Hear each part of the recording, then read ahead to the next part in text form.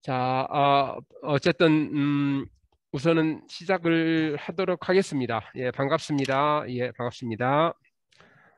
저는 전남에 있는 영문고등학교 수석교사 임광찬입니다. 이렇게 만나 뵈서 몹시 반갑습니다. 예, 방금 이수정 학부모님 들어오셨습니다. 예, 반갑습니다. 반갑습니다. 저희들은 지금 오신 분들의 신상은 명단하고 이름만 파악되어 있고 여기에 학교 이름하고 선생님 이름 정도 파악하는 이 글자처럼 저도 그 정도만 현재 인적사항에 대해서 파악하고 있습니다.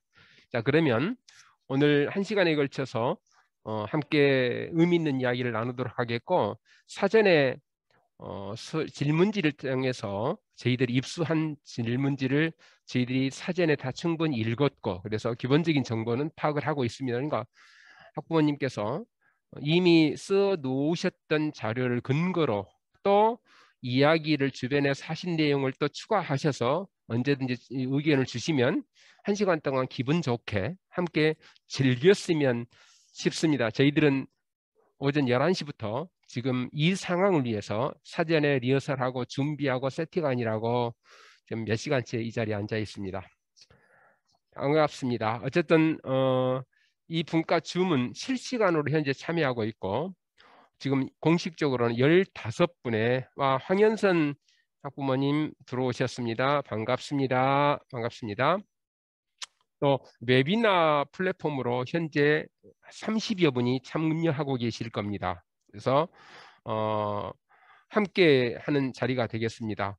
오늘 학부모님하고 함께 드릴 토의할 내용은 이미 안내해 드린 것과 마찬가지로 공통 주제 하나와 그 다음에 초, 중, 분과 주제 하나에서 두 개의 주제가 있고 또 그 두 개의 주제 속에는 각각 세 개 혹은 네 개의 하위 주제들이 또 묶여져 있습니다. 그 중에서 이제 우리가 어떤 이 7개의 주제를 모두 다룰 수도 있겠습니다만은 또 중점을 두고 다뤄야 되는 부분도 있지 않나 하는 생각을 합니다.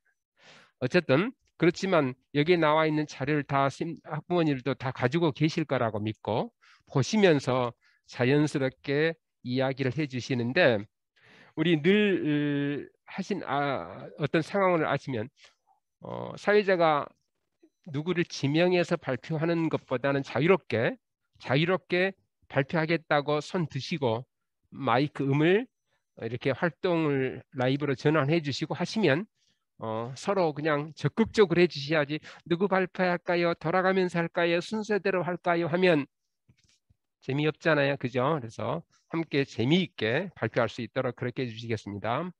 또 지금 나중에 들어오신 분이 누구실까요?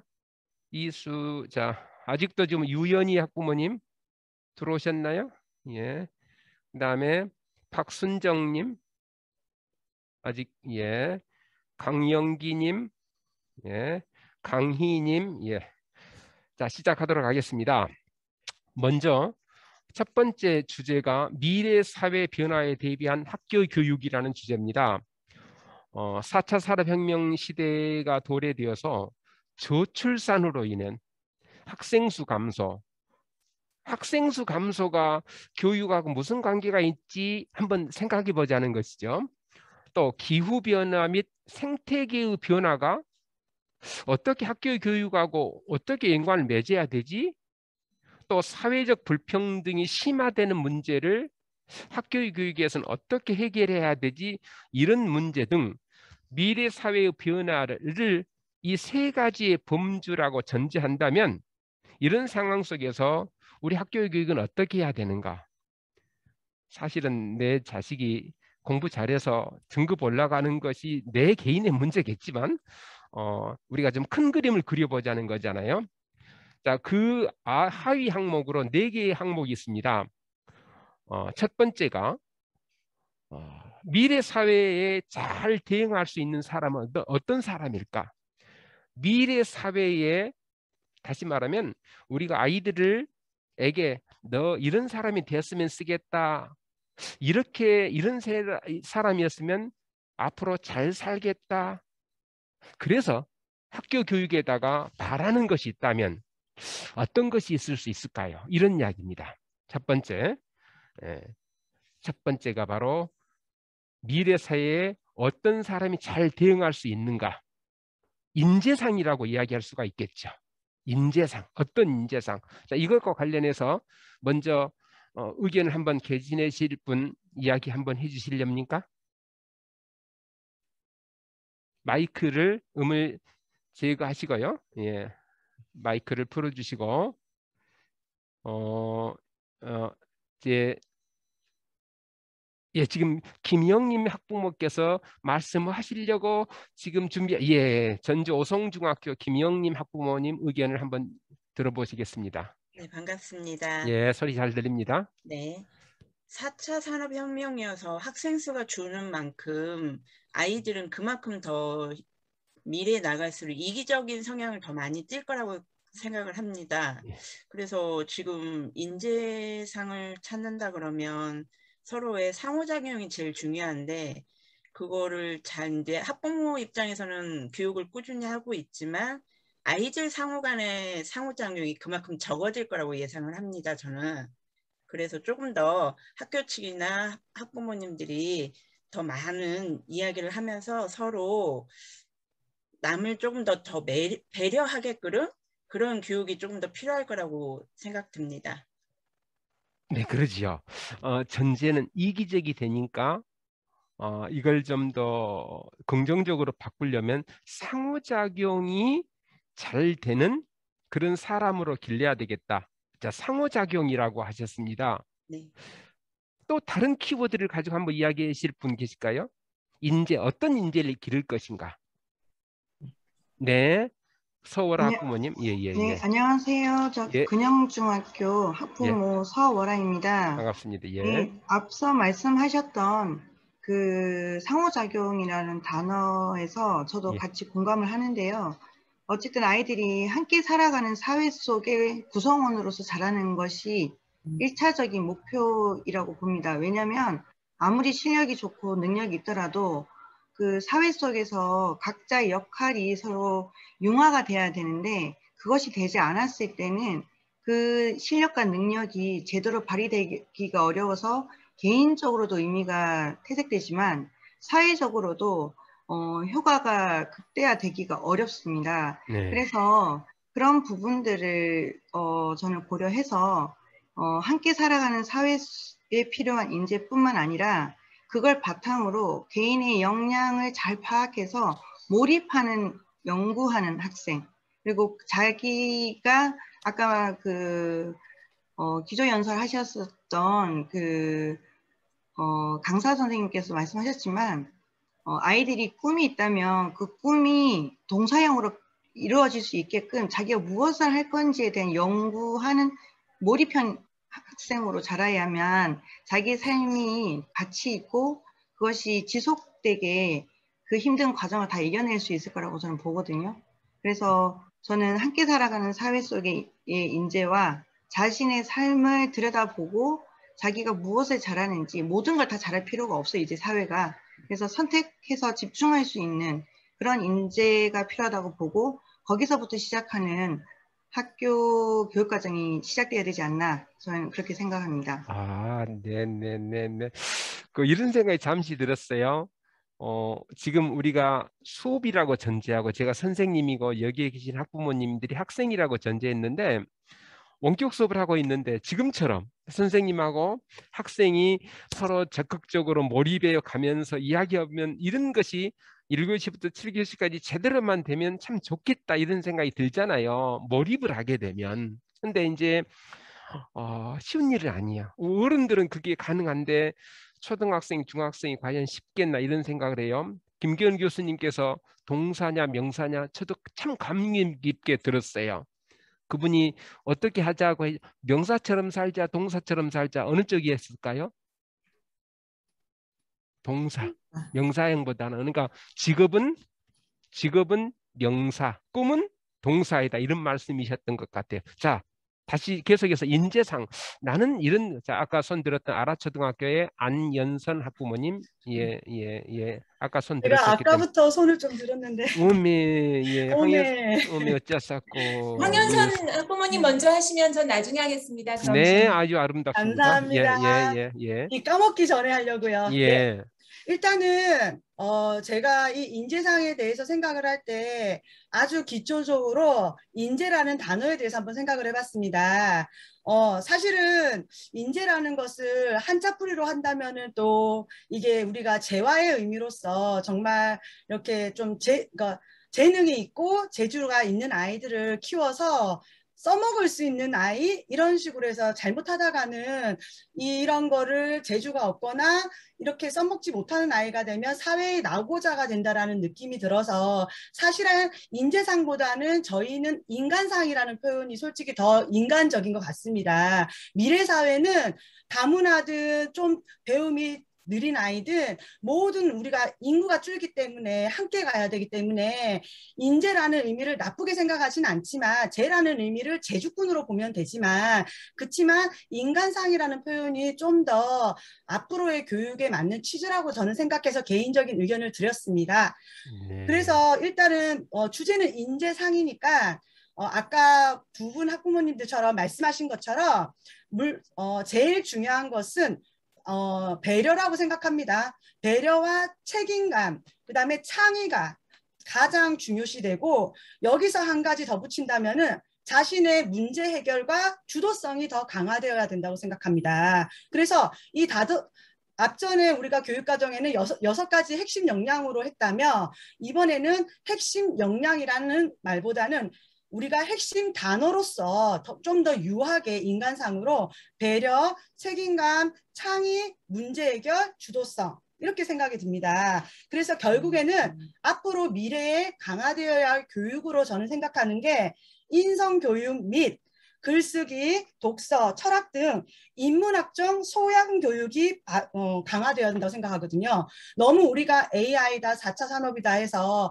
너무 기계적인 어떤 공식적인 수치로만 가서 인재상, 즉 뭐 삼성이다, 대기업이다 들어가서 연구 개발하는 인재로만 너무 우리가 치우치게 되는 과정으로 가기 때문에 그게 아니라 아까 김경희 교수님처럼 말씀하신 것처럼 오히려 글쓰기, 독서, 철학 등 인문학적 소양 교육이 바탕이 돼야 된다고 보거든요. 그래서 제가 그렇게 정리를 나름대로 하였습니다. 네. 박수 치셔야 될 것 같아요. 너무 훌륭하십니다. 우리 나중에 우리 황연선 학부모님께서 우리 시분과를 대표해서 최종 발표를 해주신 우리 너무 잘 선정한 것 같아요. 나중에 더 기대하겠습니다.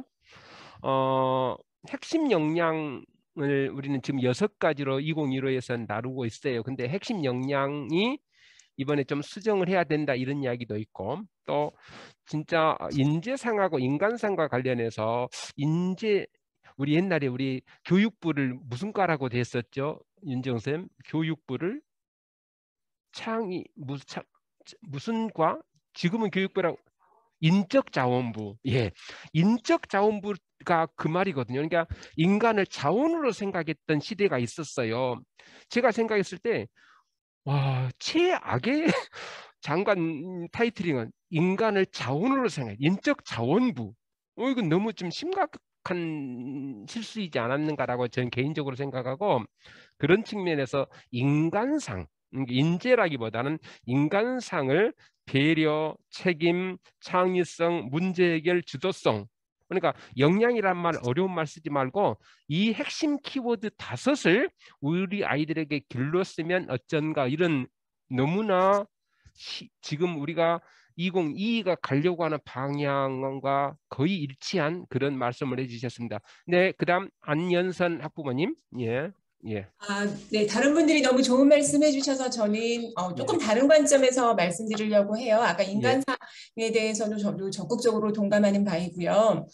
저는 실은 우리나라 교육과정에서 홍익인간이라는 말을 너무 좋아합니다. 인간을 널리 이롭게 한다. 그러니까 저도 아이를 키우면서 저는 내 아이는 자기주도성이 있었으면 좋겠고 문제 해결력이 있었으면 정말 그런 세세한 것들에 대한 욕심도 많고 뭐 몰입했으면 좋겠고 그런데 학교 교육과정이라고 하면 지금 미래 변화하는 사회에서 저희 교육과정은 저는 이상을 추구해야 한다고 보거든요. 그런 점에서 조금 더 높은 차원 그러니까 널리 사랑을 이롭게 한다라고 하는 그런 공공의 선을 추구하는 학생상이 다시 한번 강조될 때 지금 현재 뭐 이런 기후 변화나 저희 그 아이들한테 얘기할 때 쓰레기 분리할 때도 얘기하거든요. 제가 우리가 할 수 있는 게 이것밖에 없어. 우리 지구를 위해서.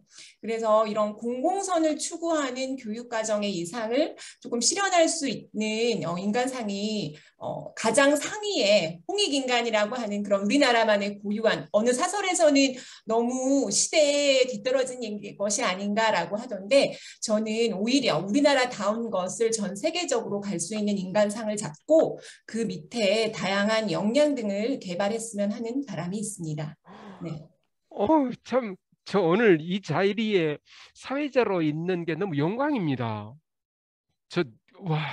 언제 한번 와서 우리 황연선 학부모나 안연선 양쪽 끄트머리가 선자가 들어가시네요. 강의 한번 부탁하셔야 돼. 제가 언제 한번 섭외하겠습니다. 원래 뭐 교육학 전공하셨어요? 아니세요? 예. 홍익인간부터 시작해서 공공의 선이란 말을 쓰셨어요. 그러니까 개개인 사실은 개인 입장에서는 내 아이가 공부 잘하는 것도 중요하지만 공공의 선을 추구한다. 차원이 높은 근데 제가 염려가 뭐냐면 공부 좀 하고 그래도 좀 이런 애들은 이게 말이 통하는데 우리가 선생님 보면 너무 힘든 아이들 있잖아요. 너무 힘든 아이한테 야, 너 지구를 살려야 돼. 기후가 이렇게 이야기하면은 꼰대 이야기 듣거든요. 그러니까 이제 괴리감이 있죠. 그러니까 교육이 나아갈 방향은 이게라고 생각하는데 말도 안 듣고 지각하고 늦고 잠만 자고 있고 이런 애들한테 야, 너 지구 좀 살리려면 너 어떻게 해야 되겠니? 자, 이런 말 하기가 결코 쉬운 건 아니라 이런 생각이 듭니다. 자, 너무나 지금 영광입니다. 또 계속해서 자, 첫 번째 인간상과 관련된 미래 교육에 어떤 인재상이 길러야 될 것인가. 자, 한 말씀만 듣고 그 다음 주제로 넘어갈까 싶습니다. 시간이. 예. 지금 못 하신 분들은 다음 주제가 또 기다리고 있습니다. 예, 어떤 인재상 혹시 다음 없으실까요? 예, 첫 번째 주제가 바로 인재상이었습니다. 예, 그러면 두 번째 주제로 넘어가도록 하겠습니다. 자, 두 번째 주제는 이런 상황 속에서 우리가 이제 현재 인재상이나 인간상을 추구하자라고 하는 것은 이제 우리가 이해를 했어요. 좋은 뜻으로. 그런다면 이것을 실현할 수 있는 학교 교육은 그렇다면 학교 교육은 어떻게 해야 되는가? 그래서 학교에서 이런 아이들을 기르기 위해서 어떻게 해야 되는가에 대한 문제가 이제 구체적인 거잖아요. 총론을 이해했다면 자, 이것과 관련해서 한번 말씀을 해주실 분 손을 들으시고 음소거 해주시면 돼요. 음을 갖다가 다시 작동해 보시게요. 자, 두 번째 주제입니다.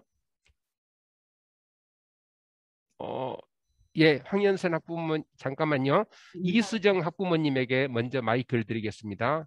예, 이수정 학부모. 예. 네, 반갑습니다. 안녕하세요. 예. 저는 이제 아까 말씀하신 것처럼 그런 인재들, 정말 이렇게 소중한 인재들인데, 그런 인간상을 만들기 위해서 사실은 저희 아이들이 가장 교육이 안 되는 게 다른 사람의 의견을 경청하는 게 안 된다고 이게 생각이 들거든요.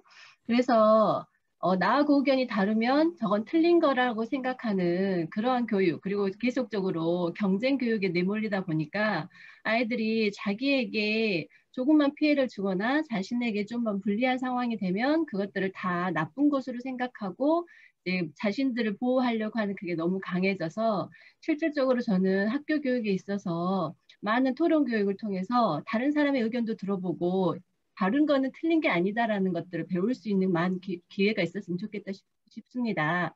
그래서 실질적으로 서로 간의 다른 의견들을 절충해서 더 좋은 방향들을 만들어갈 수 있는 아이들이 되었으면 좋겠다 생각을 하거든요. 그래서 제 생각으로는 아이들이 학교 교육에서 많은 것들을 가지고 서로 토론해보고 다른 사람의 의견도 들어볼 수 있는 그런 토론 교육이 필요하다고 생각이 듭니다. 네. 이제 경청은 듣는 거잖아요. 듣는다는 것은 배려하는 거잖아요. 그랬을 때 우리 아이들이 학교 교육을 통해서 배려하고 상대방 의견을 잘 들어주는 그런 교육이 필요하다. 그러니까 경청의 교육, 배려하는 교육. 2022에서는 포용이라는 단어를 썼어요. 혹시 이수정 학부모님, 포용이라는 단어를 학교 교육에서 썼을 때 혹시 거부감 없을까요? 포용 교육 하면 떠오르는 여러 가지를 종합적으로 보시면 어떻게 생각하세요? 예, 이수정 학부모님. 실질적으로 포용교육해서 포용이라고 하면 정말 저는 좋다고 생각을 하거든요. 근데 많은 부분들에 있어서 포용교육이라는 게 실질적으로 이루어지고 있는지는 의심스럽더라고요.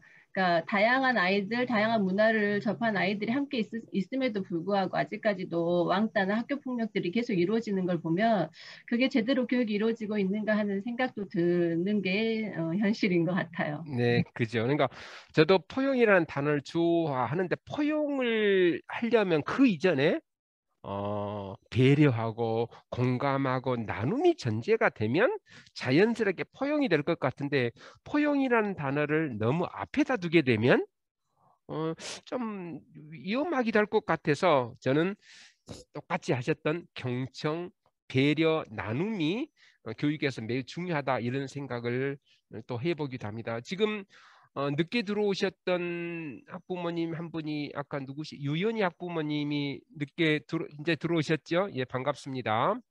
자, 계속해서 대한민국의 교육이 어떤 걸로 가야 될 것인가, 강조해야 될 것 의견 한번 계속 들어보네. 황연설 학부모님 아까 손 들었기 때문에 마이크 한번 예.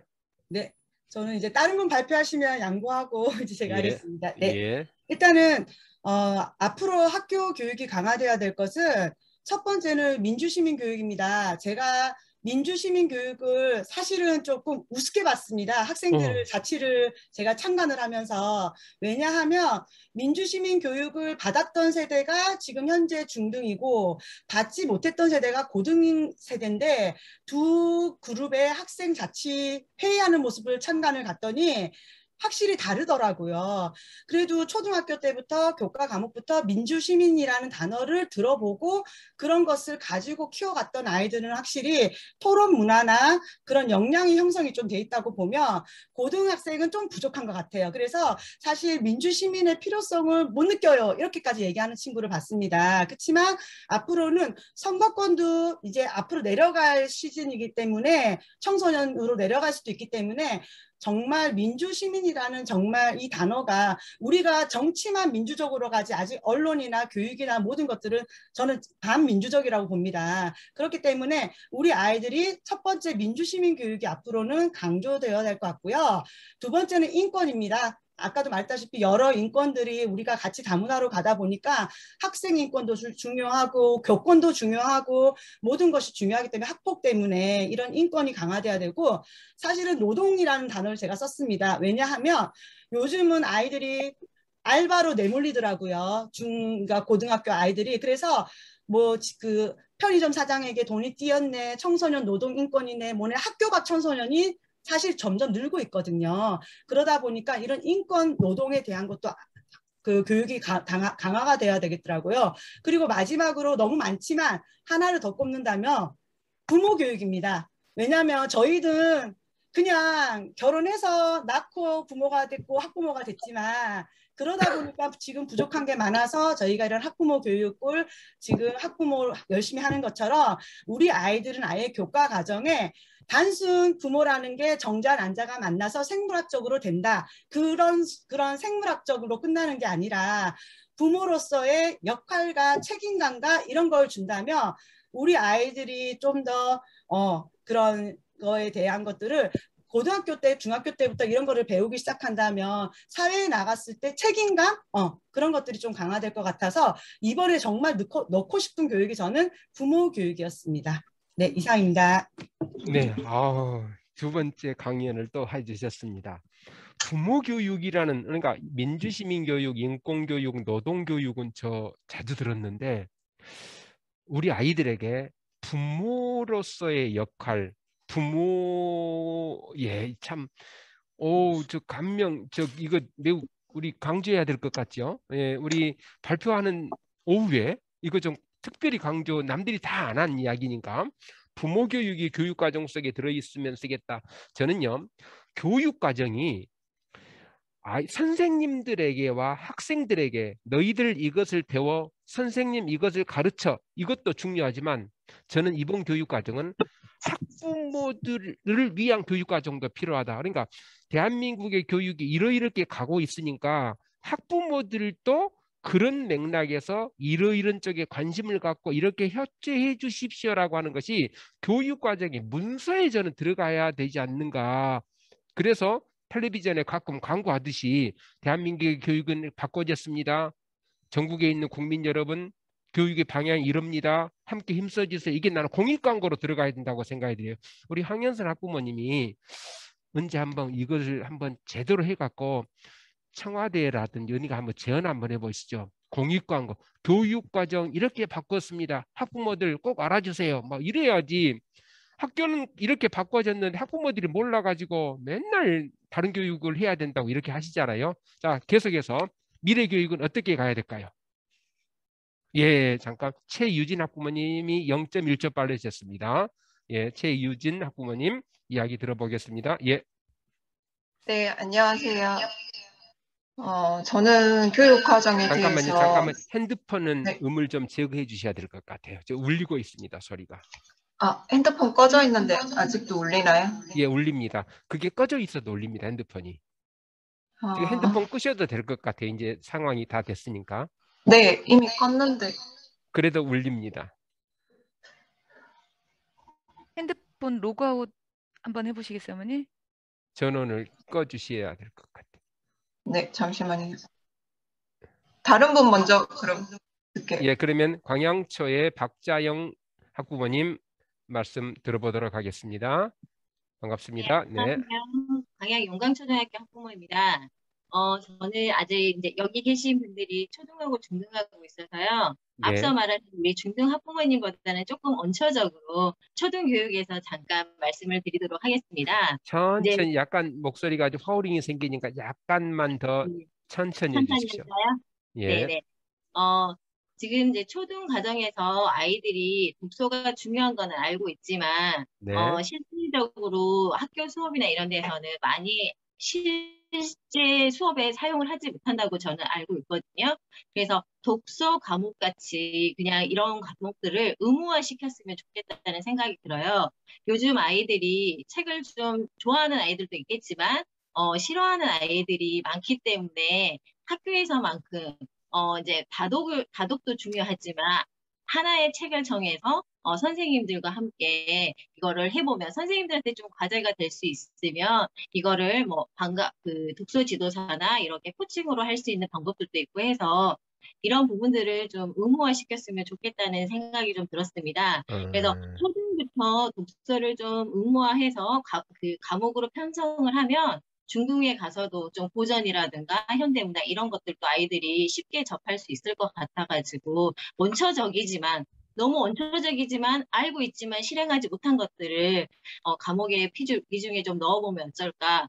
뭐 자유학기제에 그러니까 자유학년제를 하다 보니 아이들이 더군다나 또 멀리 한단 말이에요. 그래서 이런 부분들을 그 아이들에게 의무화 조금 시키면 반강제적이지만 그래도 의무화시켜서 이런 것들을 같이 나가면 좀 좋을 것 같다고 봅니다. 부모 교육도 마찬가지고 이런 것들을 같이 해서 어머님들한테도 그런 교육이 좀 같이 필요하니까 이런 거를 좀 교과 내용에 편지를 하면 어쩔까 하는 생각을 해봤습니다. 네, 이제 초등하고 중등하고 이제 첫 번째 말씀하셨던 것 속에 매우 의미 있는 이야기가 우리가 좋은 말로 배려니 포옹이니 이런 것들은 좋은 것인데 이론과 실제에서 수업의 실제에서 교육이 실제에서 과연 실현될 것이냐에 대한 그런 뉘앙스를 제가 들렸고요.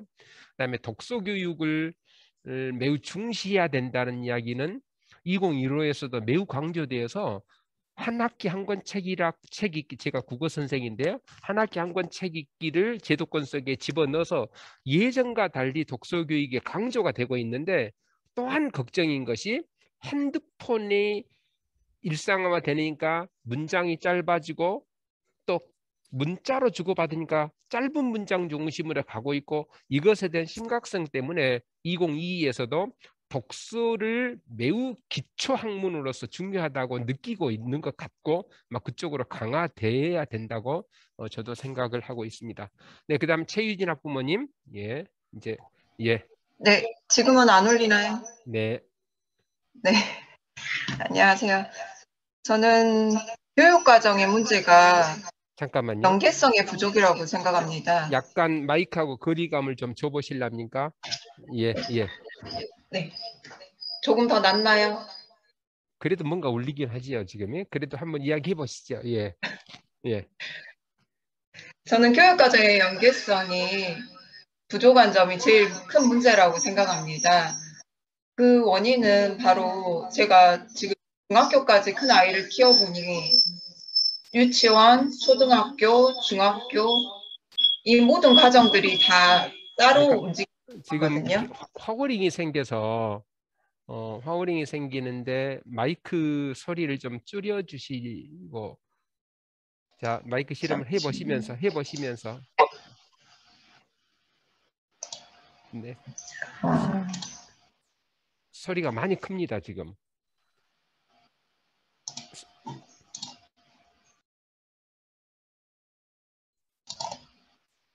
제가 이어폰을 찾아야 될 것 같습니다. 아니, 그 다른 분 먼저.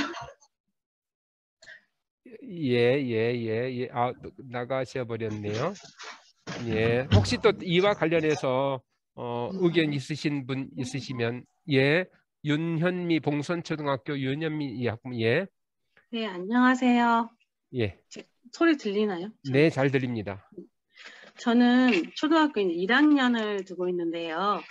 아이들이 이제 저희 시스템, 저희 고교학교 시점제가 되잖아요. 저희 네. 아이가 고등학교 가면, 그러기 위해서는 아이들이 이제 말을 하고 그런 거 해야 되기 때문에 저희 아이는 부끄러움이 많아요. 근데 저는 교육에서 아이들 마음을 먼저 표현할 수 있는 그런 자기 감정을 먼저 말하고, 그걸 표현하다 보면 자기 생각을 말할 수 있는 그런 교육을 할 수 있도록 좀 심리나 선생님들 간에 그런 것도 같이 하면서 1학년부터, 초등학교 1학년부터 차근차근 잡아주다 보면 고학년이 됐을 때 자기 머릿속에 있는 새로운 것과 그걸 자연스럽게 꺼낼 수 있고 발전해 나갈 수 있는 아이들이 인재가 될 수 있다고 생각합니다. 그래서 조금 마음을 전달할 수 있는 교육, 약간 마음을 표현할 수 있는 그런 교육을 좀 주도했으면 좋겠습니다. 네, 감성적이십니다. 이게 이제 우리가 흔히 말하면 심미적 감성 역량이라고 2015에서 이야기합니다. 그렇죠? 아름다운 자연을 보고 아름답다고 표현하고, 와, 맛있게 먹었으면 맛있다고 표현하는 이 표현력이 강해야 2022에서 이야기하고 있는 자기 주도적인 삶을 살겠다, 이런 맥락이잖아요. 아주 의미 있는 이야기셨습니다. 자, 두 번째 주제는 최유진 학부모님 마지막으로 하겠습니다. 자, 마이크 다시 예. 이번에도 울리나요? 아니요. 아, 다행입니다. 죄송합니다. 아니요. 예. 아까 제가 말을 하다가 끊겼는데, 저는 초등학교, 중학교, 고등학교, 그리고 유치원까지 모든 교육과정에 연계성이 있어야 한다고 생각을 하거든요. 그 이유가 저희 세대의 학부모들은 대부분의 맞벌이가 많습니다. 그래서 사립유치원이나 어린이집을 많이 선택하게 되고, 그 아이들이 어렸을 때부터 교육이 형성이 되는 시점이 빨라지고 있거든요. 근데 앞서 말했던 인재상 중에 토론이라든지 공감 능력, 이런 것들은 아주 어렸을 때부터 형성이 되는 게 맞다고 생각을 합니다.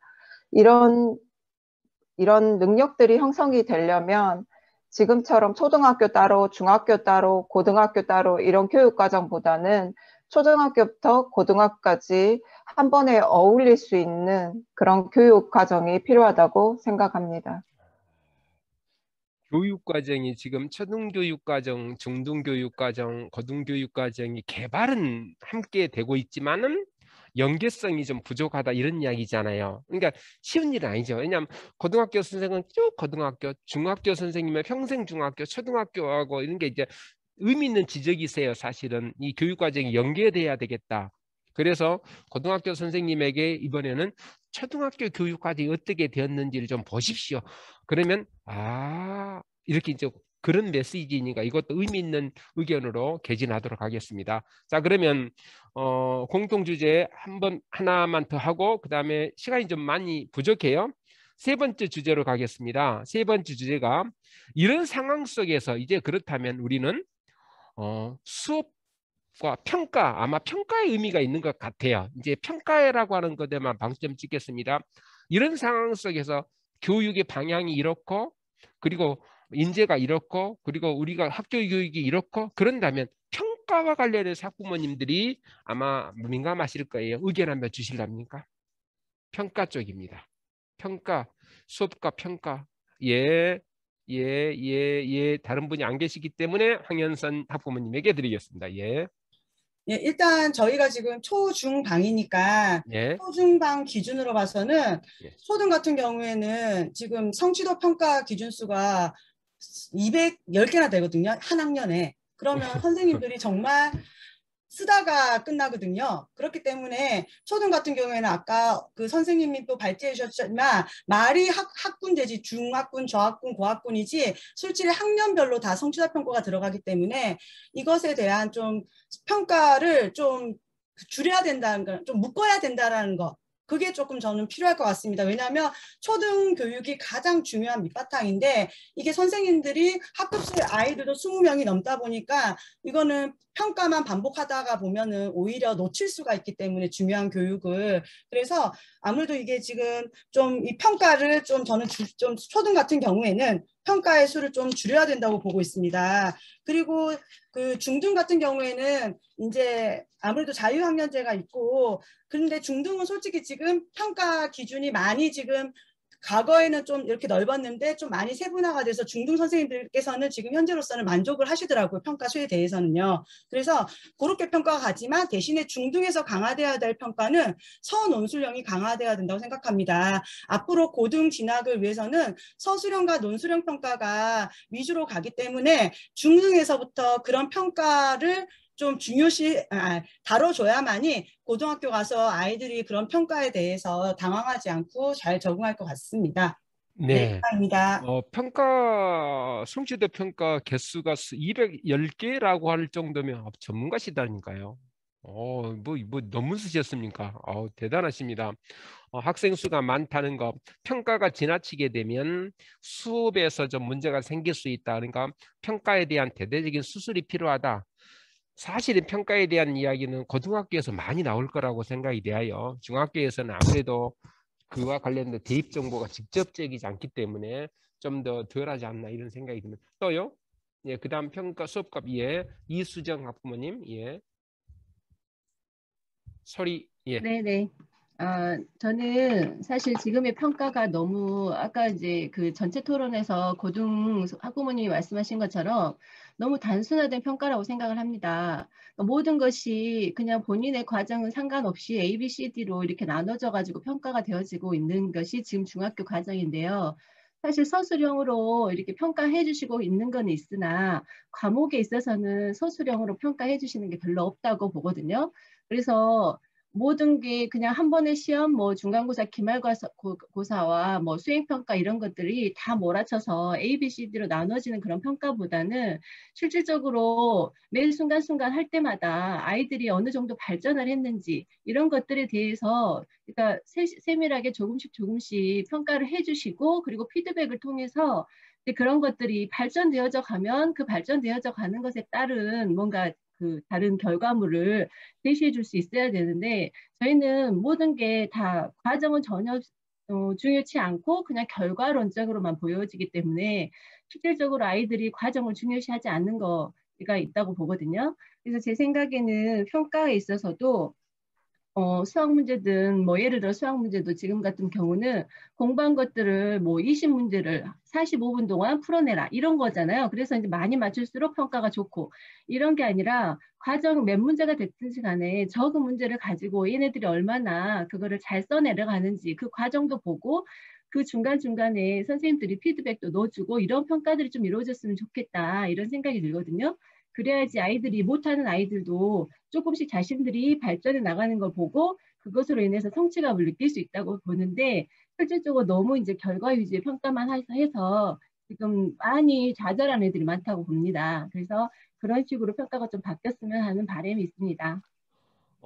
평가는 바꿀 것 같아요. 근데 지금 이수정 학부모님이 이야기하셨던 의미를 매우 단순하게 정리하면 피드백해 달라. 그러니까 성장하고 있는 상황을 이 학생은 A다 B다가 아니라 무엇 때문에 A인지 무엇 때문에 B인지를 서술형으로 하고 거기에서 선생님이 네가 B인데 A가 되려면 이러이런 부분을 보충해 주면 A가 되겠다. 이런 멘트를 써야만이 진짜 되는 거잖아요. 그래서 제가 하고 싶은 이야기가 성장 과정을 기록하는 피드백 중심의 서술형 평가. 그런데 문제는 제가 국어 선생인데 140명을 기록하려고 하니까 죽을 것 같아요. 이게 이제 그래서 결과적으로 학생 수가 줄어야 된다 이런 이야기가 나오는 것 같아요. 그런데 학생 수 줄이려면 교육부 예산이 좀 더 늘어나야 되는 문제. 이게 얽히고 설키는 게 너무 많더라고요. 과정 중심을 해야 된다. 그 다음에 우리가 염려하는 거. 그랬을 때 공정성. 이 공정성 때문에 어려운 거잖아요. 시험을 봐버리면 간단한데 그런 의미에서 지금 의견은 그대로 개진을 우리 황연선 학부모님께서 아마 잘 기록하셔서 개진해 주시리라 생각이 됩니다. 자, 한 분만 더 듣고 그 다음에 분과 주제로 가겠습니다. 지금 김영님 학부모님, 아까 처음 지금 앞에 분 학부모님 얘기를 듣다가 문득 아이들의 그 평가가 모든 수업이 참 많잖아요. 저기 수행평가에서는 다른 거야 시험이니까 ABC를 간다지만 근데 모든 평가에서는 아이들을 모둠으로 주다 보니 이게 적극적으로 가는 아이야 비적극적으로 가는 아이들이 너무 많이 나뉘어요. 근데 이거를 한 아이가 리더가 돼서 너는 잘하니까 너가 좀 해줘 그러면서 이걸 새벽까지 하는 수행평가를 여러 번 봤거든요. 이 평가의 모둠의 기준의 점수의 기준을 동일하게 모둠이니까 너네는 A를 주겠어가 아니라 모둠 한 개인 아이의 평가를 좀 분리시켜서 해줬으면 좋겠다는 저는 의견을 드리고 싶습니다. 이게 원래 2015 개정 교육과정에도 그 문서가 있습니다. 그러니까 모둠 평가를 지향 가로해 놓고 그 모둠 속에서 개인별 상황을 반영하라가 이게 공식적으로 있어요. 그런데 이제 쉬운 일은 아니고 또 우리 김영린 학부모님의 아이는 공부를 잘하니까 잘하내기가 아무래도 더 맡아요. 그래서 공부를 못하내기는 무임승차를 하게 되는 문제가 또 생기는 거잖아요. 근데 이 논리가 뭐하고 또 연결되냐면 배려하고 공감하고 소통하고 그러면 못하내기는 김영린 학부모님의 아들, 딸의 도움을 받아서 그냥 얹혀가는 것도 교육적으로 의미가 있어요. 왜냐하면 혼자 놔두면 아무것도 못해요. 근데 모둠 속에서 모둠장이 이끌어 주니까 그래도 2등으로 따라가는 거잖아요. 그래서 한편 생각해 보면 모둠 수업을 통해서 평가의 공정성에 문제가 있다고는 하지만 모둠을 통해서 못아내기가 그래도 친구 따라서 강남 가는 것도 교육의 한 축이다 이런 생각이 듭니다. 안현선 학부모님 의견만 듣고 개별 토의로 넘어가도록 하겠습니다.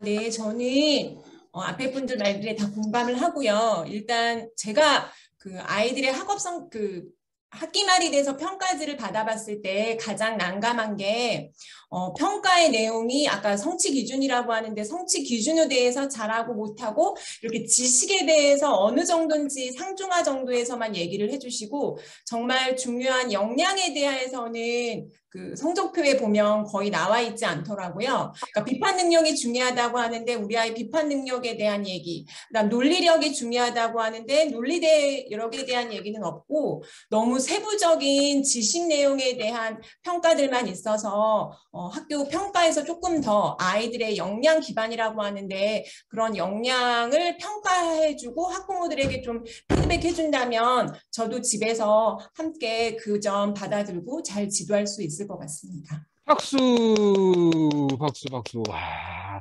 역량 중심으로 이 학생이 그러니까 논리적 비판, 그는 비판 내기 훌륭하다, 논리적 사고가 필요하다 이런 역량 중심으로 우리 아이가 어떤 것이 부족하고 어떤 것이 A라고 했는데 도대체 무엇이 A인지 95점 맞았는데 무엇이 95점인지 모른다는 거잖아요. 그래서 역량 중심이란 말은 2015에서 처음 도입을 했는데 2022도 역량은 그대로 가지고 갑니다. 그런데 역량 중심, 지금 방금 안현선 학부모님께서 이야기하셨던 내용이 2022에 적극적으로 반영하도록 우리 현장 네트워크에서도 요구를 했어요. 근데 요구를 해도 선생님이 안 따라주면 답이 없어요. 우리가 반성하면서 따라가도록 하겠습니다. 자, 시간이 지금 우리가 35분에 끝나야 되는 상황인데 15여 분밖에 남지 않았습니다. 분과 주제가 3개가 있는데요. 그중에서 제가 봤을 때 기초적인 능력을 어떻게 길러줘야 될 것인가. 2번째, 노는 것과 공부하는 것은 어떻게 다를까요? 3번째가 자유학기제 장단점인데 자유학기제는 초하고는 상관없는 중등만의 문제이잖아요. 강영기 학부모님 인재사 들어오셨습니다. 어디 갔다 인재 오셨습니까? 반갑습니다. 예. 그래서 제 생각은 10분 남았기 때문에 2번째 주제, 노는 것과 공부하는 것이 어떻게 다를까요? 다시 말하면 놀이를 하면서 공부가 될 수 있을까요? 놀듯이 공부하면 노는 것과 공부하는 거 분리하라고 하는데, 자, 2번째 주제에 대해서 한번 평상시에 생각하셨던 분, 지금까지 한 번도 말씀 안 하셨던 분 중에서 한번 이야기하셨으면 어쩔까 싶기도 합니다. 자, 노는 것과 공부하는 것. 공부가 놀듯이 하면 얼마나 좋겠어요? 비법 있으면 가르쳐 주시고요. 예, 서세진 학부모님. 예. 네. 네, 안녕하세요. 저는 광주 북구 연제초등학교 학부모 서세진입니다. 네. 모든 분들이 다 열띤 토론을 해주시고 좋은 말씀들을 많이 해주셔가지고 특별하게 말씀드릴 건 없는데 저도 왠지 해야 될 것 같아서 네. 손을 들었고, 앞에 이 토론 시작하기 전에 강의를 들으면서 그 교수님께서 말씀해 주신 부분이 어떤 4차 산업혁명 시대에 도래했고 그런 시대를 살아가면서 우리 사회가 어떤 우리 시대의 지금 교육이 목표하는 인재상, 자아상이라고 할까요? 그런 어떤 가치관을 가진 어떠한 가치관을 가진 인재를 길러내느냐, 학생들을 길러내느냐 했을 때 지금까지 어떤 주입식 위주의 획일화된 교육을 통해서 평균화된 자아상, 에버리지 셀프라고 표현을 하시더라고요. 거기에서 이제는 똑같은 것을 보고도 다른 것을 추리할 수 있는 자기만의 독특하고 특별한 자아상을 가진 유닉 셀프라고 표현을 하셨는데, 그런 인재를 만들어가는 게 교육의 목표가 되어야 된다고 말씀을 해주셨어요. 전적으로 동감하고 있고, 그렇게 하기 위해서는 학교와 사회와 가정에서 어떻게 교육을 해야 될까 항상 고민을 하고 있고, 다른 어머님들, 아버님들도 고민을 많이 하고 계실 것 같아요.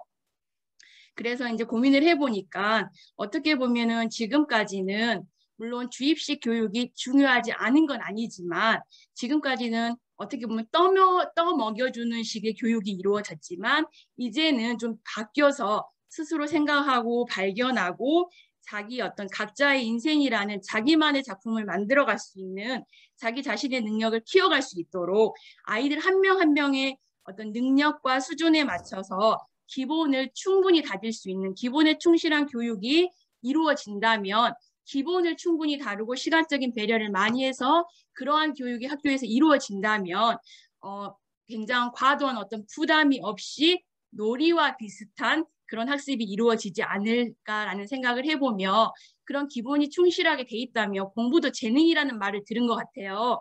공부만이 꼭 올바른 길이 아니고 정답은 아니지만 아이들 각자의 재능이 따로 있듯이 기본을 충실히 해준다면 그 기본을 바탕으로 공부에 재능이 있는 아이는 공부를 꾸준히 해 나갈 것이고 뭐 음악이나 미술이나 이런 부분에 재능이 있는 아이들은 정말로 그쪽으로 향해서 갈 수 있을 거라는 생각을 해보면서 너무 수준이 높지 않은 기본에 충실한 교육을 충분한 시간을 가지고 아이의 능력에 맞춰 수업이 이루어진다면 놀이와 비슷한 어떤 생각을 하면서 아이들이 학습하고 미래를 계획하는 데 도움이 되지 않을까라는 생각을 해봤습니다. 아, 네, 야, 대단하십니다.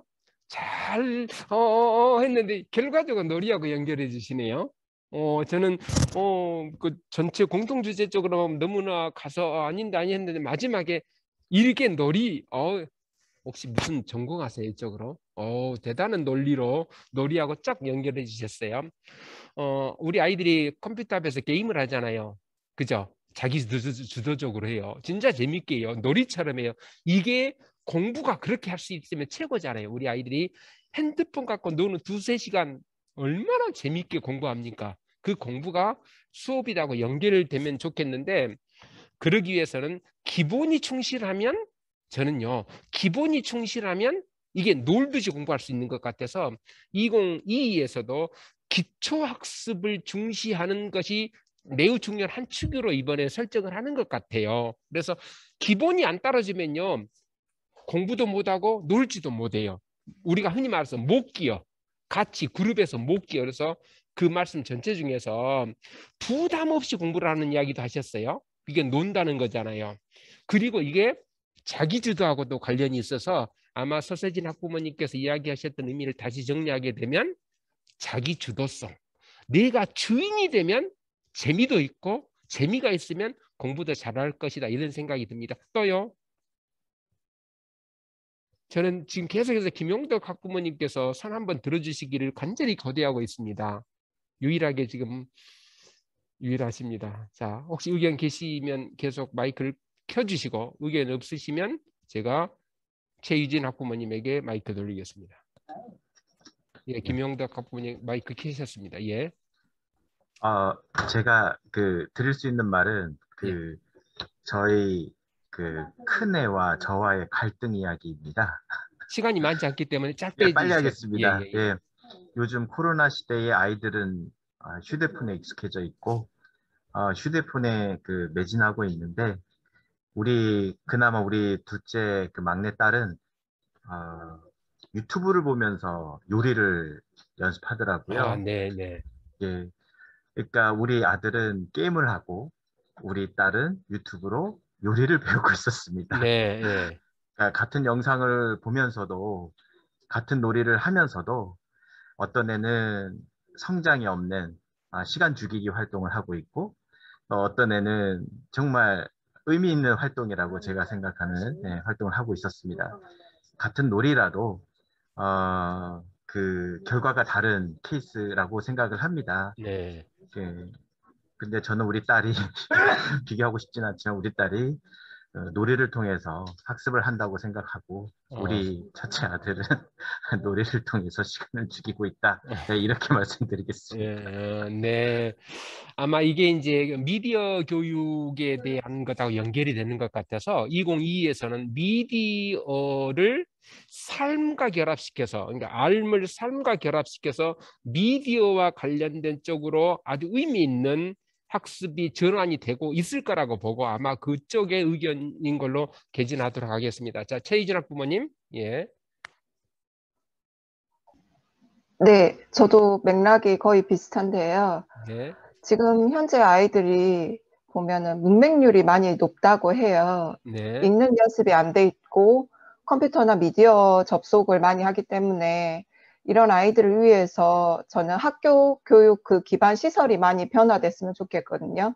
지금 작은 아이가 초등학교에 다니고 있는데 그 초등학교에서 지원을 받아서 VR 증강 현실 시스템 센터가 개설이 됐어요. 예. 그래서 영어, 수학, 과학, 국어 이런 모든 과목들이 그런 센터에 가서 연계가 되니까 저학년부터 고학년까지 만족도도 많이 높고 학습 부진아인 아이들도 그런 센터에 가서 교육을 받음으로써 많은 효과를 봤다고 해요. 그래서 그런 시설들이 많이 전국적으로 확충되고 이런 시설들을 통해서 교육의 기반이 이루어진다면 노는 것도 공부처럼 잘할 수 있다고 생각합니다.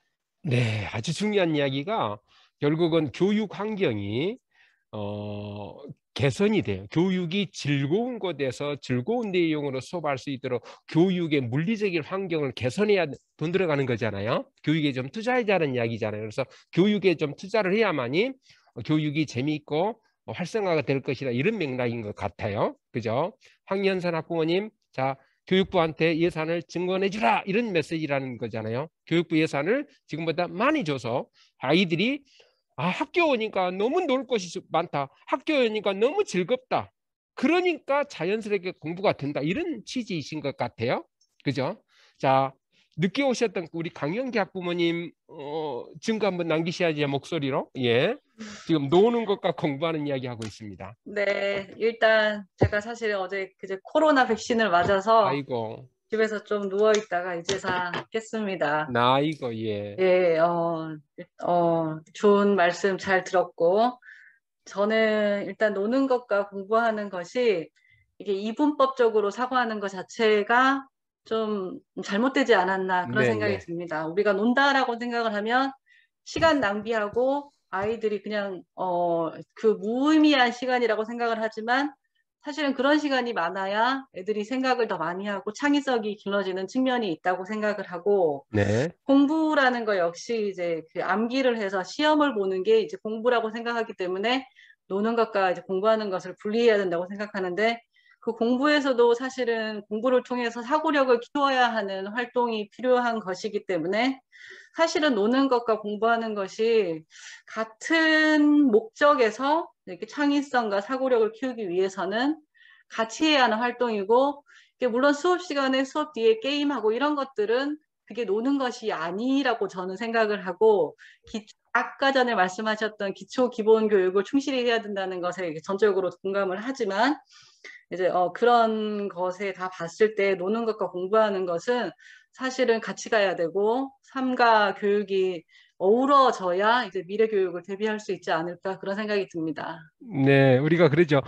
수업이 너무 재미있었다. 그런데 배운 게 없다. 이런 이야기하고 관련이 있죠. 너무 재미있었으면 배움도 컸어야 되는데 열심히 노는 것처럼 공부를 했는데 공부는 안 하고 놀고만 온 경우, 학부모들이 그러잖아요. 수행평가는 맨 노는 것 같고 모두만 하면 노는 것 같잖아요. 이제 그런 것도 우리 선생님들이 잘 알고 계세요. 그러니까 방금 이야기하셨던 노는 것과 공부하는 것을 이분법적으로 접근해서는 안 된다, 이런 의미였고, 자, 마지막으로 지금까지 한 분도 말씀 안 하셨던 분 혹시 계시지요? 안 하셨던 분 계세요, 사실은. 저기 예, 있다. 유연희 학부모님, 예, 마지막으로 한 말씀 하시고 우리가 정리하겠습니다. 예. 마이크.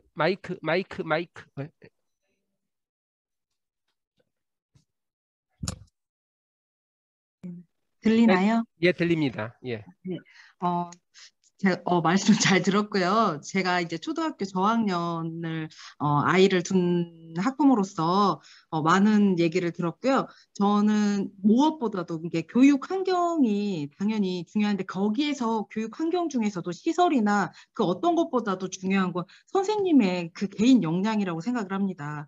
그러니까 개인 역량, 어떤 선생님을 만났느냐에 따라서 정말 1년이 행복하고 불행하다, 이런 표현까지 아이들이 지금은 사용하고 있더라고요. 그래서 이 노는 것, 당연히 학습을 하는데 저는 저학년 학부모이기 때문에 말씀을 드리면, 저학년 아이들에게 큰 걸 당연히 학부모도 바라지 않고 우리 교육 과정에서도 큰 걸 바라지 않습니다. 그렇기 때문에 이 선생님들은 그런 교육을 솔직히 안 받으신 분들이 지금 아이들을 가르치고 있기 때문에, 저는 이 선생님들이 아이들에게 놀면서 공부할 수 있는 그런 게 어떤 건지를 먼저 배워야 된다고 생각합니다. 그래서 시설 이런 걸 다 떠나서 그것보다도 우리 선생님들이 그렇게 가르칠 수 있도록 역량을 좀 키워주시면 얼마나 더 감사할까, 이런 생각을 합니다. 잘 부탁드리겠습니다. 네.